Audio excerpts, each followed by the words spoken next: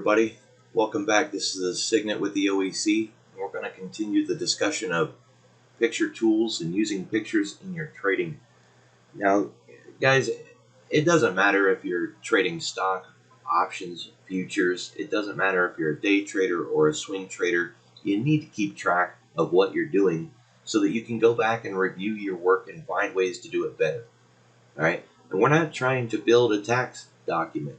So if you're creating a journal, if you are just putting in where you got in, where you got out, how much money you made, you're wasting your time. I promise if you go back a year from now and you look at that journal, it's not going to help you. It's not going to show you that you improved. It's not going to show you the entry that you took or why you took it. It's not going to help you. That's basically a document. And why even bother to record that when your broker is going to do that for you? Instead, you want to work on the trades. Now, there's so many different things that you can put in there, right? So let's just kind of start with the basic one, a futures journal, for an example. So I'm on an Excel spreadsheet. You could do this in Word as well. It didn't matter. I like using Excel because of the tabs down at the bottom. I can add new sheets and stay in the same book. You can see that I just opened a brand new Excel document. It literally is called Book 1. Think of it as a book, multiple pages that you can add to this book. At the top of the screen, I want to go to Insert, choose Pictures from my device. We'll go in and we will look at one of my trades from the public account. Now, that right there, I've already done the work. I annotated all over this chart. We can see that it's a live account. It's real. We can see how much heat that I took, how much this trade grew the account overall. I added another picture overlaid where it showed my entry and my exit, how much profit was in the trade, what my risk to reward was, all of that, including the trade itself. That green line there is showing my profit from where I got in to where I got out. Everything that I need is here. Okay? So when I go back and review this trade later on, if there was something more that I needed to add, maybe I screwed up, maybe I dropped my order on the dome, kicked myself out of a trade and had to get back in, I could annotate it into the picture, or I could just click next to it and begin writing some notes. What is it that I did right here that I want to try to do right again next time? What is it that I did wrong here that I want to try to work on next time? You can see that 11,950, this is the NASDAQ, I was trying to get to a quarter, and we had actually got there, and then we were pulling back out of that quarter when I killed the trade. I could do better next time. I could try to have my order on the dome to just get out at the 50, or I could have tightened up my stop as we crossed through the 50 and perhaps gotten stopped out below it. So there's a lot of things that I could have done here. I got out near the 55. I could have got out near the 45 instead. That would have been an extra 10 points, right? So when you're working on a journal, it's not just about documenting, yeah, I took a trade. What did you do in that trade? Why did you get in where you did? Did you take a lot of heat? How could you adjust that next time to where perhaps you don't take so much heat? In this trade, I had a single contract. Was there an opportunity to add in along the way? What would that add in have looked like? You can see that we broke through the 50 and we came back up and tested that roundy. Maybe that would have been a great time to add in a contract. I had already made 25 points, so I had profit to risk. That means I could have added to the trade and only risked those 25 points and not have risked any money out of my capital, out of my account. So that would have been a great place to add in so that I could have had two contracts from the roundy to the next quarter, right? Or from that quarter down to the next quarter. Don't just take a picture and throw it in the file and ignore it. That's not going to do you any good. You're basically not doing anything at all.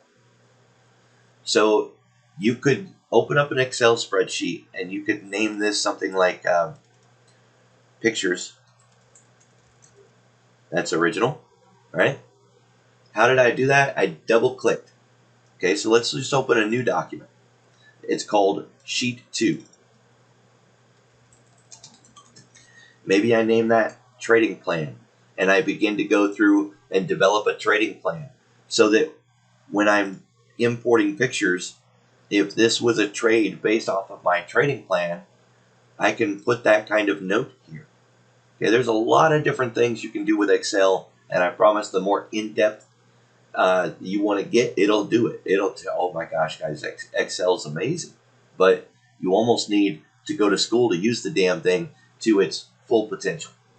Okay, but for our purposes, you don't need a degree in Excel. You don't need a Microsoft engineering degree to be able to do this. You import a picture, and if you want to resize it, click on it and stay with the quarters. Okay, if you resize it here or here, it's going to squish it, and then it's going to be all out of shape. If you do it from the sides, it will keep its aspect, and all you're doing is resizing the entire thing in scale. Okay, so use these tools, guys. I can't tell you how much it will improve your trading if you go back and review your trade afterwards. Really be critical. Find things that are wrong, even in a good trade. What can you do better? Because it's going to come back again. These trades, they repeat. We are all trading support and resistance, momentum and trend. How you do it has to suit you. And if you're really new, you might not know what you want. You might not know how you want to do it.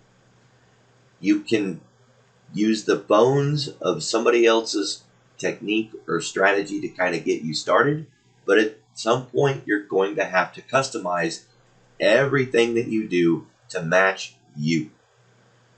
The only way you're going to be effective and grow as a trader is to review your work with a journal. And I guarantee you, when you first start out, your journal is going to be a big challenge. And along the way, you're going to change it multiple times. But the goal is to find some consistency in what you're putting in that journal. Your journal for options is going to be completely different than your journal for futures. Your swing trade journals are going to be different than your day trade journals. You might even want something that just is discussing your feelings or emotions. So notice I double clicked. It lets me change the name.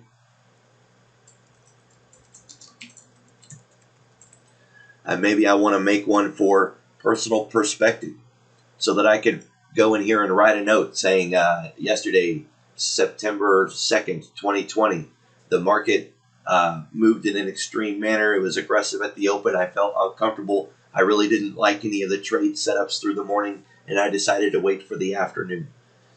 Sometime in early lunch, the market broke out, and even though I know it shouldn't be breaking out at lunchtime, there was enough order flow and aggressive moves in the market that I participated, and I made X amount of money. Right? Whatever it is, this could be your personal perspective. You know, I woke up today and I'm angry or aggressive, or I didn't sleep well, and I don't feel comfortable trading today. Whatever it is, there's no wrong page that you could add, right? But do something with this. Don't just document it because, well, Sig said to make a journal. That's not going to help you out. Record things that when you go back a week from now or a month from now or a year from now, you can look at it and look at what you were doing and look at what you're doing now and have a comparison to see how much you've grown, see what you've changed, what is effective or what was effective in a certain kind of market, which might not be effective now. Use this thing.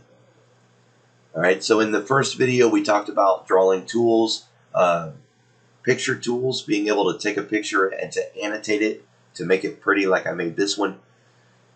You don't need something like this depending on the broker. Thinkorswim lets you take pictures.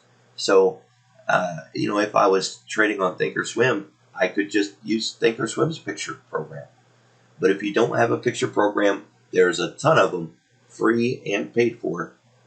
It's worth getting one, and it's worth learning how to use it effectively, and then taking the pictures and doing the work. All right. So, guys, I appreciate your time, and I look forward to seeing you at the next video.